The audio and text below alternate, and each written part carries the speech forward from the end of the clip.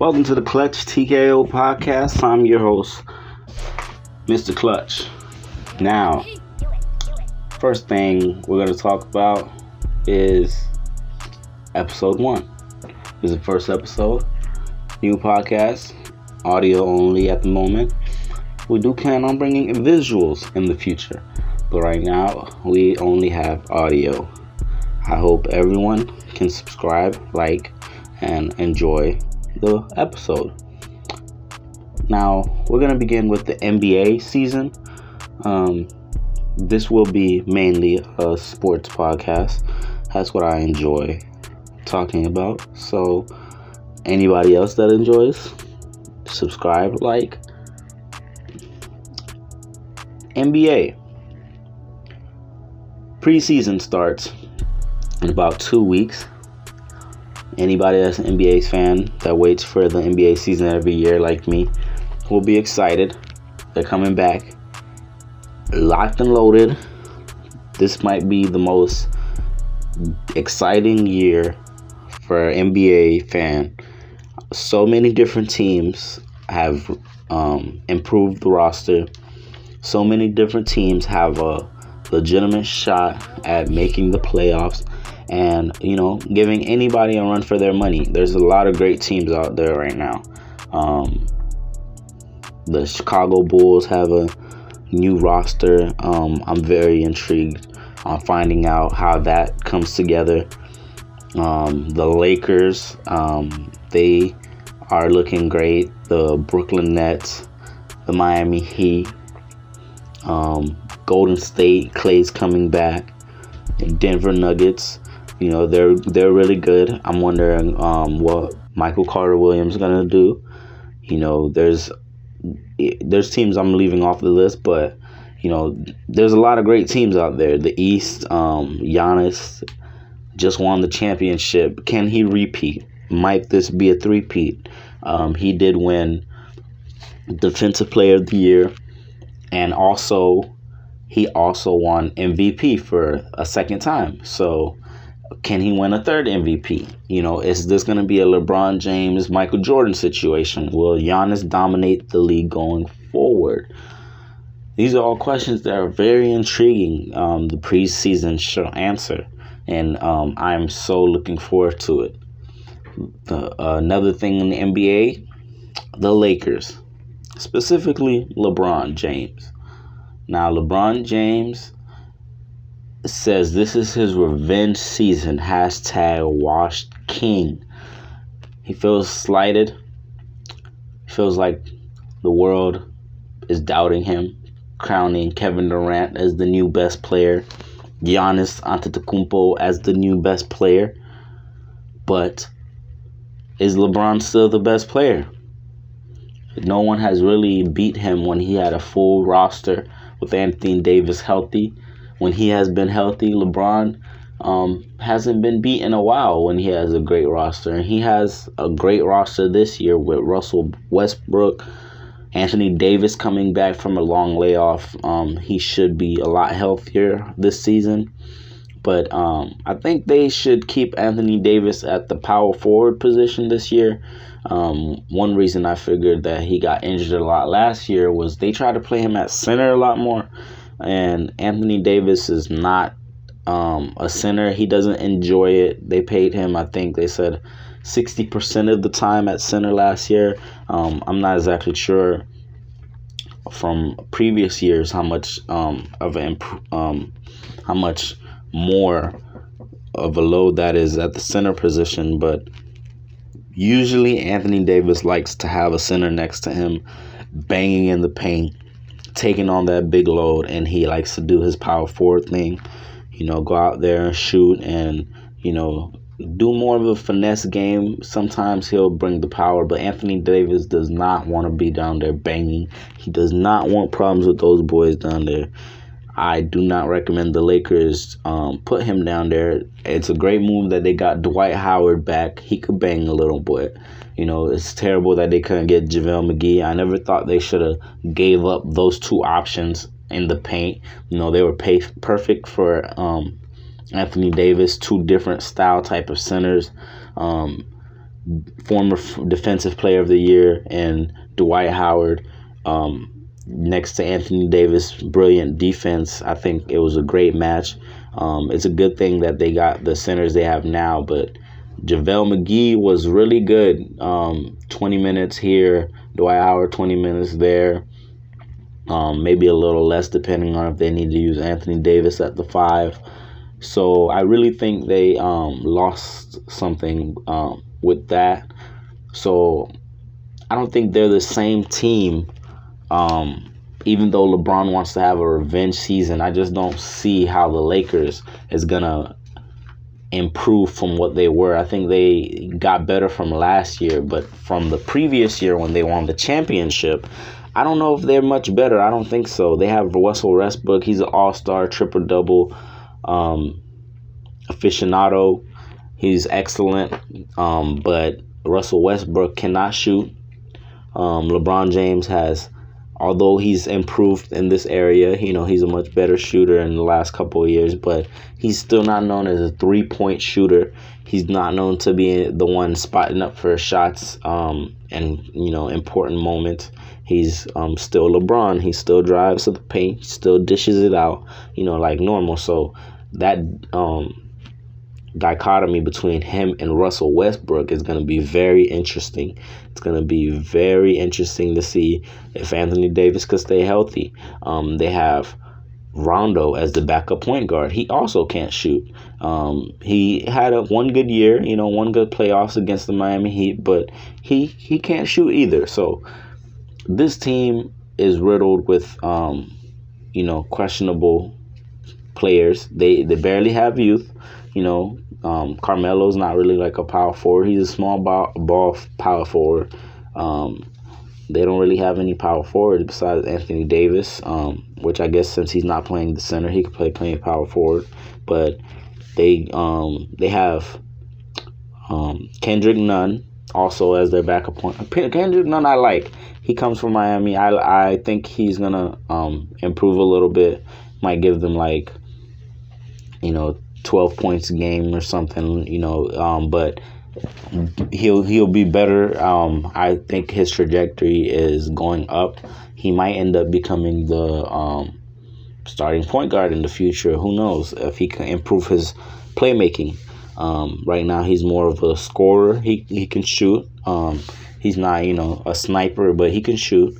So I think they have a nice team, but I just don't see the Lakers going all the way right now.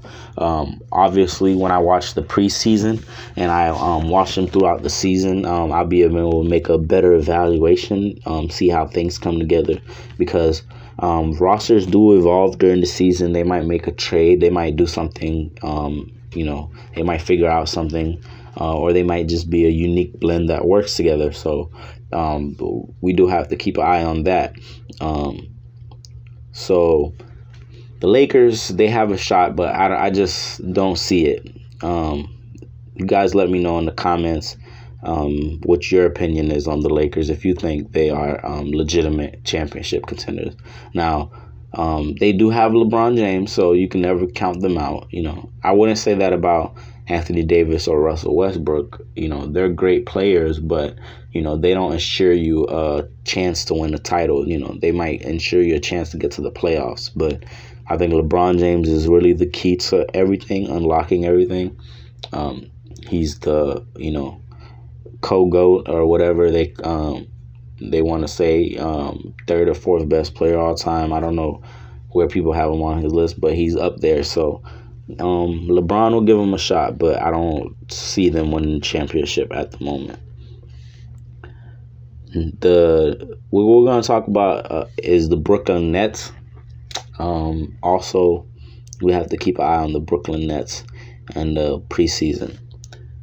Now, the Brooklyn Nets, they are projected to also win the championship or be in the finals to win the championship.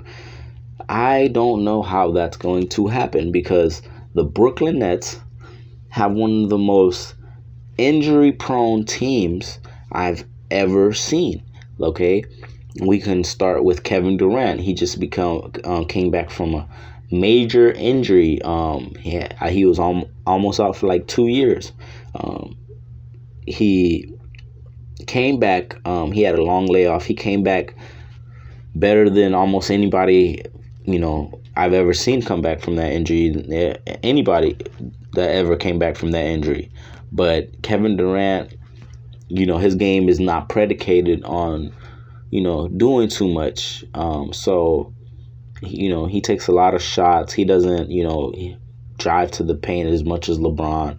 His game is not, he can mix it up in all type of ways. His game is not depicted on like, one thing. So he's not as much of a worry as some of the other players on his team, but he is still a major injury risk, because that was not his only injury. I believe he also had a major injury in his legs when he was in Oklahoma City, and that was almost like a year or something he took off. I remember Russell Westbrook had a amazing year that year, carrying the team on his back.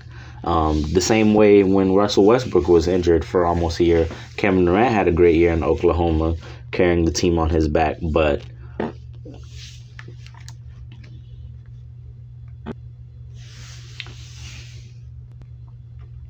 Kevin Durant had a major injury in Oklahoma City, and he was injured for a majority of the season from my recollection. He was out, and Russell Westbrook had an amazing year that year, carrying the team on his back. The same way when Russell Westbrook got injured in Oklahoma City, Kevin Durant had an amazing year and carried the team on his back, had an MVP year, and now he's come back from a second major injury, which is, is great. And just like last time, he came back for a good amount of time, but he got injured again with a major injury. So this was his second one. And so the Brooklyn Nets have like their main leader as somebody that had a major injury. Their main leader had a major injury, and they have their second best player, James Harden, which was one of the most durable players of all time. This guy barely ever got hurt. He played almost every game ever in his NBA career, and he had a horrible injury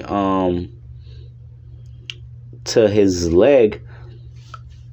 He pulled something. I forgot exactly what he pulled, but next episode I don't know. But he pulled something in his leg, and he was out for a while. And when he came back, he still wasn't 100%. He was playing, trying to mitigate the future damage that he could possibly do to his leg. Now, I heard that he might not come back right away at the beginning of the season. That's a major concern to me. Like, if he was locked and loaded, ready to go, then, it would be a different story. But those are two players that you have to keep an eye on the Brooklyn Nets for their injury. And the third player on the Brooklyn Nets, their third All-Star, Kyrie Irving, Mr. Woke himself. But Kyrie Irving, that was just a joke. But Kyrie Irving is one of the most injured players ever. Kyrie Irving, I think, has played or has missed like half of his NBA games or something close to that amount. He might have played just above half, like 60%, 65%, something like that. But Kyrie Irving is injured almost every year, and it's bad injuries. He has screws in his knees, and I don't know what it is, but Kyrie is really injury prone, and it's a shame because he's such a great player. But That's 3 players on your team that are super injury prone, and you're supposed to make it through an 82 game season and then go through like 2 months of extreme playoffs competition where players are being extra physical. That's mainly usually when, people get injured and have bumps and bruises and things like that. Every player that wins a championship, they tell you how hard it is, how much bruises and things they had to go through the season. And you have 3 of your main players that you rely on consistently that might be severely injured throughout the season. But, as long as 2 of them are consistently healthy, they should make it to the postseason with a pretty high ranking, maybe top 4, top 5 seeding. So it shouldn't be too bad of an issue, but it's definitely a concern. It's definitely something they have to worry about. Now, my championship prediction is the Miami Heat. I believe the Miami Heat has a very, very high chance of winning the championship this year. And I'm going to shortly break it down. But before I tell you that, let me give you a caveat. I am a huge fan of the Miami Heat. So this might be majorly biased. I might be, out on a limb all by myself. Like, nobody really has this projection besides me. But I'm just going to break it down how I see it. Now, every other team, I'm going to say there's other teams that have chances at the championship, but I'm going to tell you why I believe Miami probably is going to win above all those other teams, in my opinion. Now, number one, Miami just got to the finals 2 years ago. Now, everybody says it was a bubble fluke, but that's their opinion. My opinion is that Miami built the right team to beat all the other teams. They just had the right roster construction. So this year, people say they can't do it because, last year, Miami went down very badly. They got bounced in the first round. They were not impressive late in the season, and it really hurt the team's image and what people think about them, saying they were bubble frauds and all that other stuff. But no other team in the East is, I just explained how the Brooklyn Nets are super injury prone. So that's my reason that they have a huge chance of losing. I don't know if they can stay healthy to compete with the other teams in the East come playoff time. Now, they're a great team. They're a great offensive team. But where's their defense at? Where is it? They had Blake Griffin playing the center position in the playoffs. That's not really going to cut it. Like, Blake Griffin could barely jump. Now I heard they have LaMarcus Aldridge coming. They're building the same thing like the Lakers have all the old guys come, and they're gonna try to do one last hurrah for the championship. But I don't think that LaMarcus Aldridge, who has also a bad injury problem, which might have blood clots, might end him. Hopefully that doesn't happen. But the Miami Heat, they sat Chris Bosh down. They did not allow him to play. They told him, no, you're not going to play on this team with that kind of condition where you have blood clots and it might affect your health.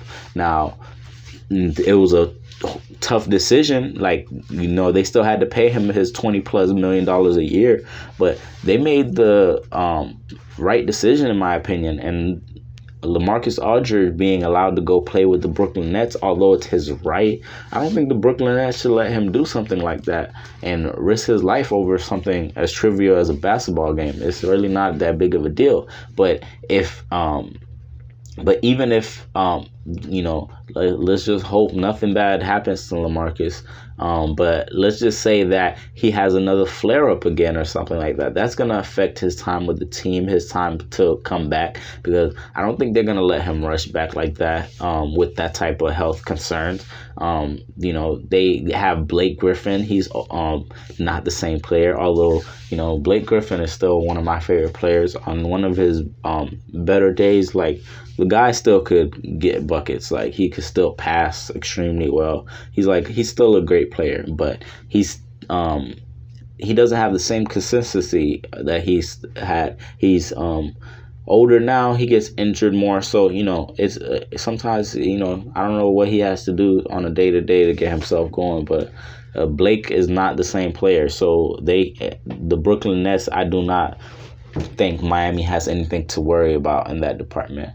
The other Eastern Conference team, Philadelphia 76ers, their whole team is falling apart. I don't even have to spend a lot of time on them. The Philadelphia Sixers is falling apart as we speak.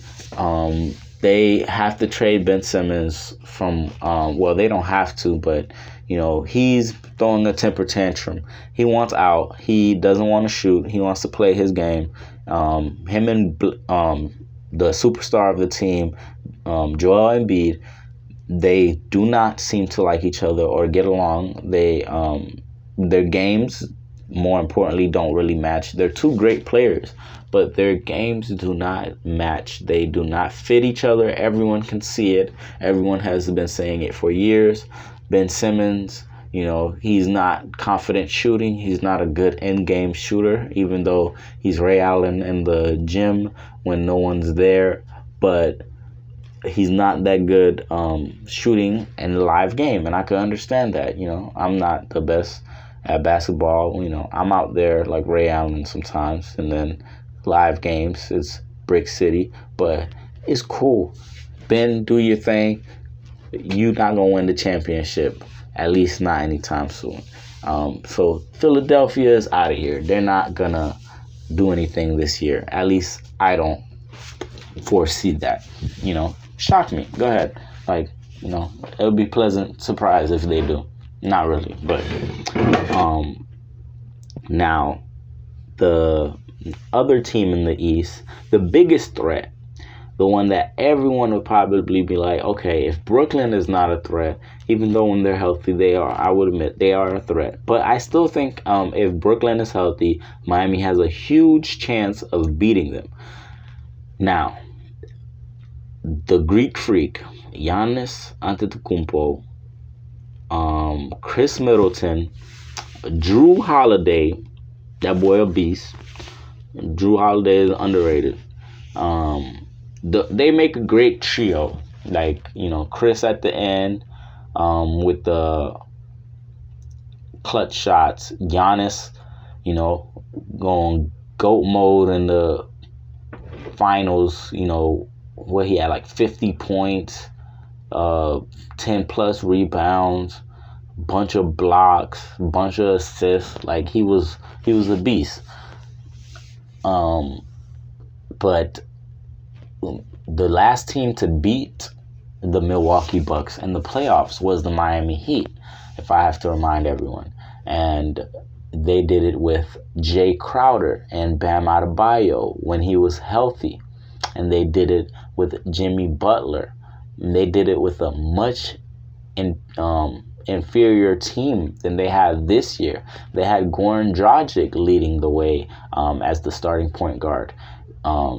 Okay, now they have Kyle Lowry. Kyle Lowry can do basically the same thing Goran Dragic could do, but with great defense. So the team is already better from that standpoint. They had a rookie Tyler Hero at the point. This will be Tyler Hero's third year. Okay, I predict Tyler Hero will have a breakout, maybe 6th man of the year type season. Tyler Hero is gonna ball out here. Everybody's underrating him. He put out a tweet that says, "I ain't going out like that." All right, everybody know where that's from. If you know Miami, if you know Dwayne Wade, y'all know where that's from. He said, "I ain't going out like that." So I feel like Tyler Hero is coming back with a comeback season or a, most improved season. Something like that is about to happen with Tyler Hero. That's just my opinions. You guys are, you could disagree. Put it in the comments. All right. Now, your boy Duncan Robinson, he got paid like $90 million or something like that. He got paid. First guy that came undrafted that do that. Duncan Robinson is going to have a hell of a season. People are doubting him. He might add a wrinkle or two in his game. You know what I mean? Duncan Robinson's still young. Even if he doesn't, he going to be the no defense Klay Thompson out here, feel me? He going to be wetting everything, all right? We got Chef Curry and Klay Thompson, white boys versions in the in South Beach. That's what we're doing. All right. You got Bam Adebayo. Now, a lot of people don't like to make this comparison, but if Bam Adebayo starts shooting the ball like everybody insists, now we're going to have a mini Anthony Davis on our hand. Everybody knows what Anthony Davis is. Bam Adebayo is an incredible defender like Anthony Davis, and he's picking up his offense. Now he's not all the way like Anthony Davis. So far, he has a potential that might be better because, in my opinion, he's a little more durable. He's been playing the center position more than Anthony Davis, and he's been more durable at it. So if he's able to pick up his offense, then the best availability is to be available. I forgot the saying, but you know what I meant. I think the Milwaukee Bucks have a huge task because now they have Markieff Morris to play the power forward. They have Dwayne Dedmon to back up center. They have PJ Tucker. He can play power forward also. Just a lot of great players that can play defense everywhere. And we haven't even gotten to the secret weapon for the Milwaukee Bucks is Victor Oladipo. He could play backup point guard with the defense when he comes back. He could assist. He might not be all-star Victor Oladipo, but he would be a great addition to the Miami Heat bench to go up against the Milwaukee Bucks, because the Milwaukee Bucks have Giannis Antetokounmpo, who got walled off in the playoffs 2 years ago.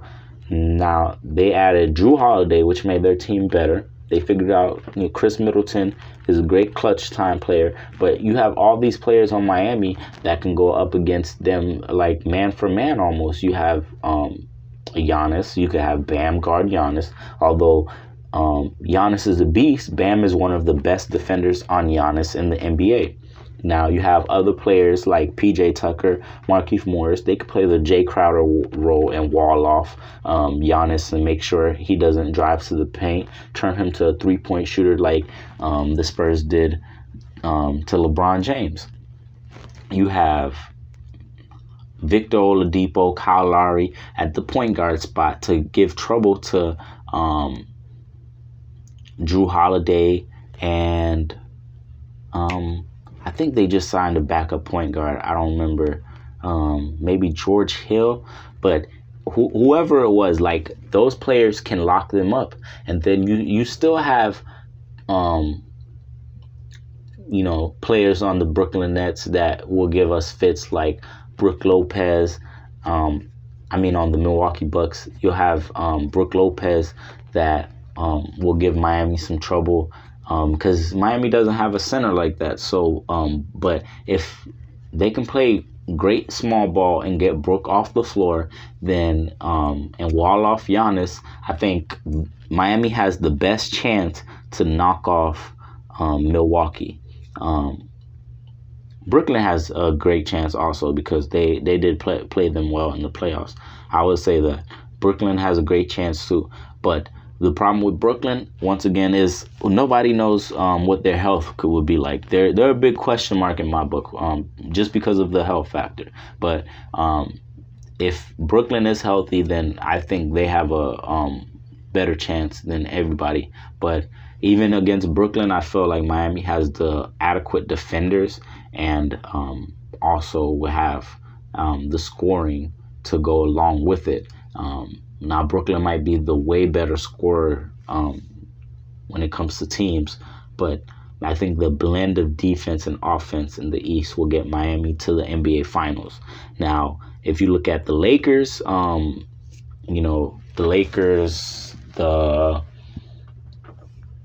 what other team?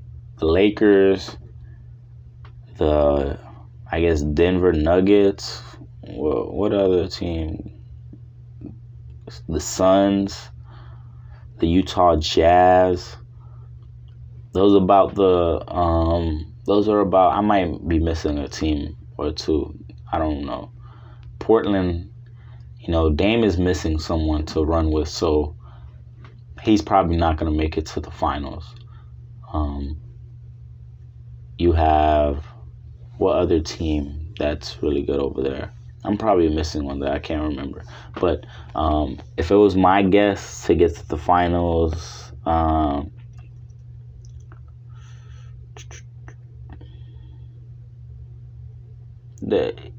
it probably be the Lakers. I'm gonna say, or if it's not the Lakers, then I'll probably say it's the Suns again. But Chris Paul would have to have an incredible year again. He'd have to really have an incredible year, and I think they need to add a piece, maybe a 6-man or something.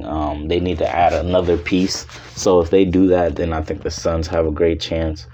The Utah, Donovan Mitchell is great, but he needs somebody else. Rudy Gobert is. I think if they don't make it this year, they might have to trade Rudy Gobert and try something different with that. Maybe try to trade Rudy Gobert to another team, do a three-team deal, get some draft picks and get Ben Simmons over there. Maybe he could do something over there. But I just don't see the Utah Jazz because they have one great player, but with so many people teaming up, I think you need like a great team to actually pull off a championship this year. You need a really cohesive team. The Lakers, even though they don't have shooting, I don't think they're going to win the championship. They might, they have a good chance, but I don't. The Denver Nuggets, I really think that team comes down to they had a horrible injury with Murray, but him coming back, that might be like half the year, so that's gonna be tough for them to get him back and then compete for a championship, especially if they don't have a great seeding. Michael Carter-Williams could really ease a lot of pains if he takes a jump. If he takes a jump, like a serious jump, I mean like a Jason Tatum-esque jump, then they have a chance to really do something if Murray gets healthy. But that's a big if. Like their team, they're relying on two big ifs. Like Miami. The only big if I think for Miami is Oladipo to take him to the next level. And I think his doctor has assured that he will improve better than he had under his last surgeon, which was a botched surgery from what I'm hearing. But the West, beyond that, with those teams, the West might not be that strong anymore. The East, in my opinion, has a lot more threatening teams than the West. Like the West, I think, every team almost seems to be missing something. Either another star or maybe some three-point shooting. In the Lakers' opinion, I think that's if they can resolve that. I know they have some three-point shooting, but if they have a good three-point shooting season, then I don't know how anyone stops the Lakers, because if they can shoot, then they're going to be a problem. But I think the Lakers will come out of the West and the Miami Heat will come out of the East. A rematch from 2 years ago championship. That's another reason why I think people underestimated Miami, because they had a COVID-riddled season. Then almost every team that went deep into that playoffs had a bad injury season and affected their playoff chances. So I think a full rest, a full off season for some young players Miami had, it will surprise a lot of people. All right, now we're gonna go on to talk about boxing, and I don't know if we have boxing fans here. I also love boxing, MMA, things of that nature. So I like to talk about it. If you like boxing or if you don't like boxing, let me know in the comments. Let me know how you feel. First thing I'm going to talk about is Teofimo Lopez versus Loma, the Matrix, Lomachenko. So Loma wants a rematch with Teofimo, but Teofimo doesn't want to give Loma a rematch. I believe he is scheduled to fight Kambosos. So, when he comes back from his injury or whatever is going on with him at the moment, he's going to fight Kambosos. But everybody wants to see the Loma versus Teofimo fight. And, everybody's calling Teofimo scared or whatever because he doesn't want to fight Loma. I agree with Teofimo. I stand with Teofimo. All right. I agree with him because he said if Loma had won the fight, he would not have given Teofimo the rematch. And I agree. He would not. He didn't want to put it in the contract, a rematch clause, so he didn't get a rematch. And because there wasn't, no mandatory for it. He wanted to take the shot, the same thing. He said he wanted Teofimo to take the shot. All right. Not only did Teofimo agree to a no rematch clause, but Teofimo agreed to take a pay cut just to make the fight happen. He was like, all right, I'll do the fight even though y'all not going to pay me what I want. All right, y'all going to lowball me. Cool. He took whatever he took. I think he took like $1 or $2 million or whatever. He wanted more. I think Lomachenko got paid way more. So he took the L on that too. He's like, okay, I humble myself. I'm not the A fighter. You are. All right, I won't take that money. Okay, I'm not the A fighter. You are. You don't want a rematch clause. I won't take the rematch clause. But what did Teofimo do in the fight? He went there. He proved himself. He went there and he fought his ass off. He beat the Matrix. He did what nobody else could do. Nobody else thought a young guy as young as Teofimo would go in there and win the fight against Loma. Now, I know a lot of people go and say, oh, Loma said he was injured. Nobody cares. All right. He stepped in that ring. He said to everybody, oh, I'm ready. He could have took a prolonged. He could have said, no, I'm gonna take an extra, whatever, 6 months to get healed up and make sure I win this fight. If you really think about it, if you really care about your legacy that much, would you risk it when you know you're injured? You're going to a major fight against a young dude, a lion like Teofimo, and you're like, nah, I'm gonna take the chance. No rematch clause and you're injured. Think about that. Would you do that? If you would do that, then you deserve everything that comes to you. All right, Teofimo took the chance and he fought Loma. He beat Loma. All right, everybody agrees that he beat Loma. Now, Loma wants another fight. Should Teofimo do it? Maybe. But here's where I tell you I agree with Teofimo. All right. Not only did Teofimo take the chance and he won the fight, but if you go back and look at the fight, did Loma lose the fight in a respectful manner?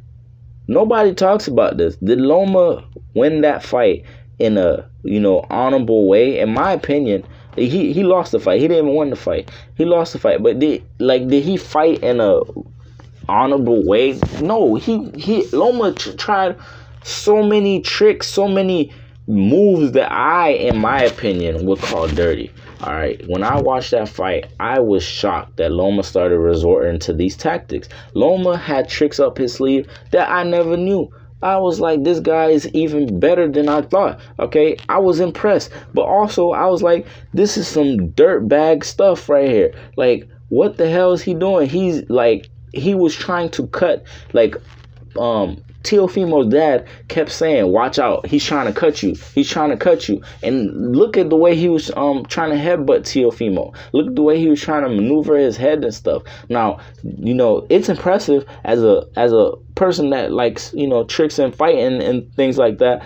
I still was entertained. I still was watching it entertained. I still liked it. But if I was fighting him, would I feel like, oh, I respect this dude, I want to give him another chance to maybe do something dirty again to me, to maybe give me a cut, to maybe really try some of those moves again? Would I try that? Would I give that to him after no rematch clause, after taking less money to fight him? All that? I feel like, Teofimo's like, no, you wasn't trying to, fight me respectfully. You weren't trying to do things honorably. You tried to do shit in some dirtbag type of way. So you get everything you deserve. Like, if he doesn't want to fight Loma again, Loma needs to go back, whoop everybody's butt, and force Teofimo to fight him. Don't keep begging, oh, fight me, fight me. No, you took that chance. You lost. Go beat everybody and come back to Teofimo and say, I beat everybody except you. I want the rematch. Then the world will look at Teofimo and say, okay, you guys have to fight because he's your mandatory. He done beat everybody. You done beat everybody. Y'all two are at a collision course pretty much. But Loma right now is begging for a fight for Teofimo. He wants the rematch. He wants his belts back. He gave up that opportunity when he didn't have the rematch clause. He definitely effed it up when he decided, oh, I don't want to lose all these belts. I'm going to start doing some crazy stuff in the ring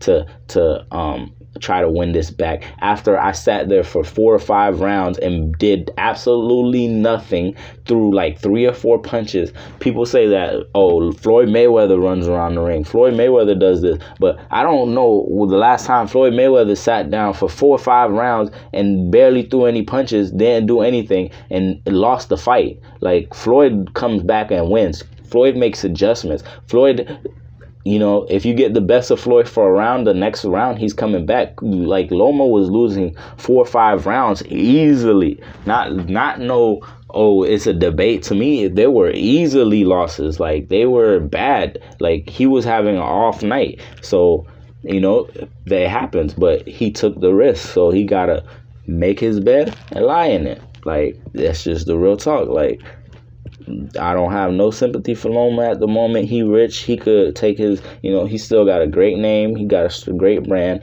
He, come back and, don't lose no more. That's pretty much all it. But to think that Teofimo owes him something, I disagree with that. I vehemently disagree with that. Y'all bugging. All right.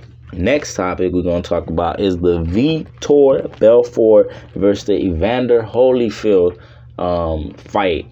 I can't even call it exhibition. It was a real fight. Homie got knocked out. All right, he got knocked out like Friday style. Like, he was out. Like, okay, everybody thought the Mike Tyson versus Roy Jones Jr. fight was so great, even though you could tell they was a little old. They weren't their prime selves, but no one thought this. Well, at least I didn't think. I haven't seen Evander Holyfield fight in a long time. So when I heard they were fighting, I was like, okay, it might be a good fight. I thought Evander Holyfield might have hands for Vitor Belfort. I was like, okay, he's a real boxer. Vitor Belfort about to get these hands. But what I found out is Evander Holyfield cannot take a fucking punch anymore. All right, Vitor Belfort knocked this dude's bricks off. All right, Evander Holyfield lost that fight badly. He should not have even been in there. All right. I don't know. He got Nate Robinson whooped. Like, he's a professional boxer. Like, this should not have happened. I hope he never fights again. At least professionally. Like, something happened in his personal life, cool. But professionally, Evander, put it down. Stop it. If anybody in your life that love you, tell him to stop it. That was very embarrassing. I can't believe he let Vitor do that to him. Vitor Belfort, he looked good. All right, he didn't look incredible or nothing. He didn't look amazing, but he whooped his ass. He won. He looked good. He could still move a little bit. I didn't know it was gonna go down like that. I didn't think, I knew Vitor could box a little bit. I watched him in MMA, UFC, and all that, but I didn't know he would beat an actual boxer.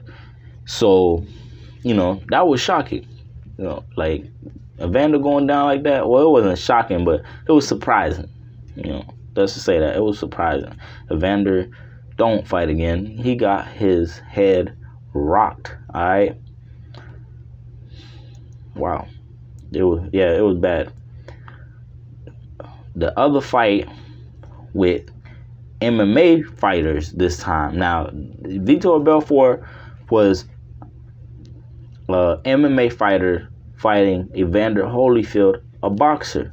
Okay, so this same event, you have Tito Ortiz versus Anderson Silva.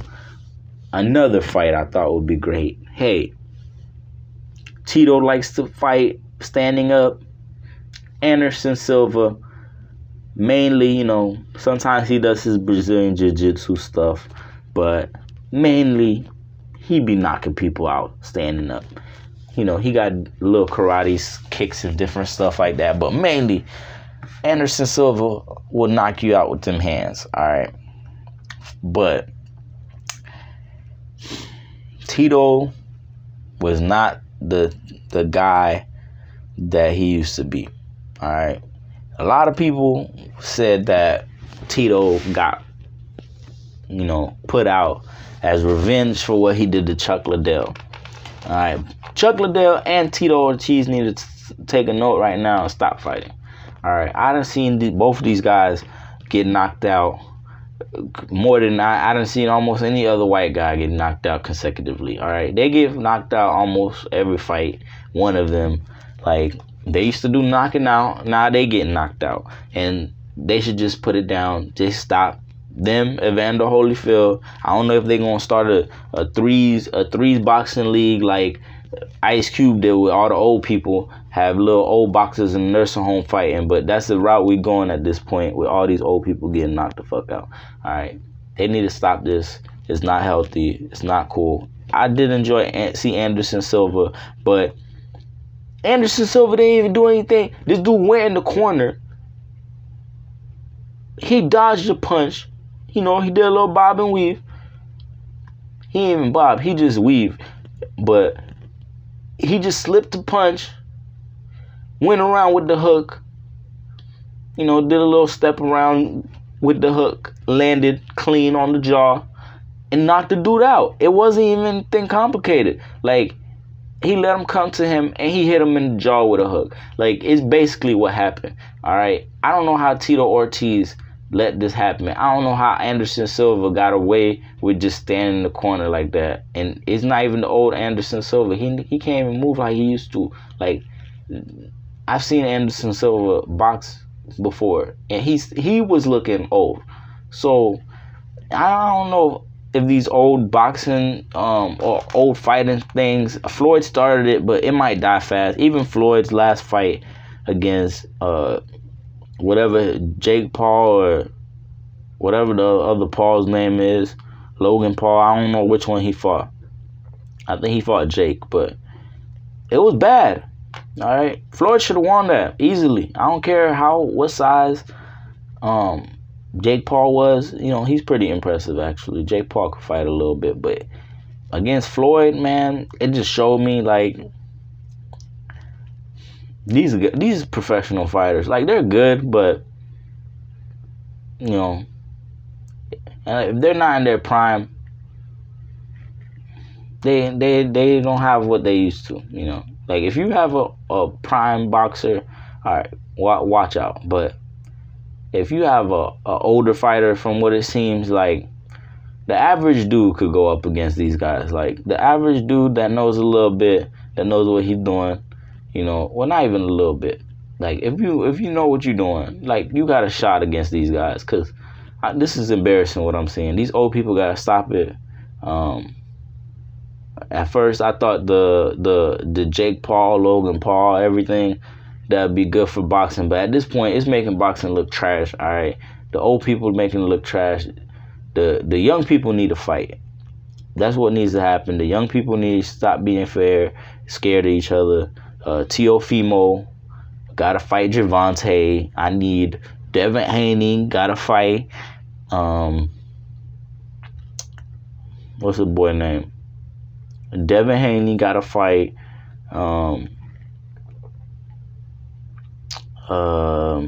What's Oscar's boy? I can't remember his name right now. I like him too. He's a good fighter. But I want to see all these fighters fight. Ryan Garcia, that's his name. Ryan Garcia. I want to see Devin Haney, Ryan Garcia, Teofimo, Gervonta Davis. I like Shakur Stevenson. I like these young fighters. Oh man, young fighter coming up that becoming one of my favorites. Berlinga. Yeah, look out for him. Yeah, I'm gonna be talking about him in the future. Berlinga's a beast. All right, I'm ready for that. All right, now we're gonna close this out with a little bit of football. I'm not gonna talk about football too much because, to be honest with you, I don't watch football like that. But I watch the Tampa Bay Bucks. I'm a huge Bucks fan. I like the Bucks. And Tom Brady has turned things up. All right, Tom Brady.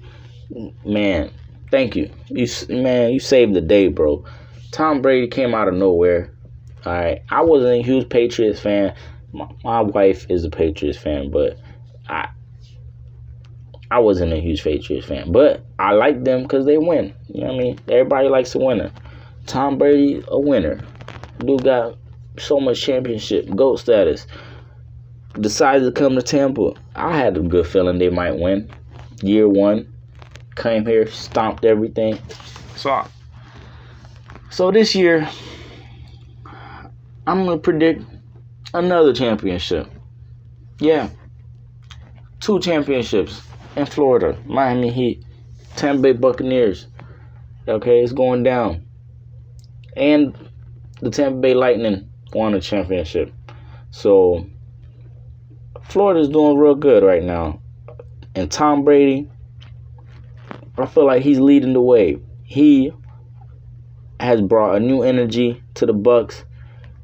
Every player on the team seems to be incredible now. Coach, like, people are talking about a undefeated season, going undefeated. It's ridiculous, unheard of, probably impossible. But I said the same thing about Golden State winning a 73-0 season. Or, I think they went 73-0 or something like that. Like, I didn't think that was possible, beating Michael Jordan 72-0. You know what I mean? I didn't think LeBron James would come out here and have 4 championships right now. Like, I thought he might be close to retirement. So, you never know what's going to happen. I thought Tom Brady would be in retirement. Tom Brady, one of the oldest people in professional sports right now. And he's out here killing it. Game 1, killing it. So, I definitely keep everybody in tune with my Bucks takes, my random football takes, whenever I rarely do have them. But that's it for this episode. Thank you for tuning in and having an experience with me on the Clutch Knockout Podcast.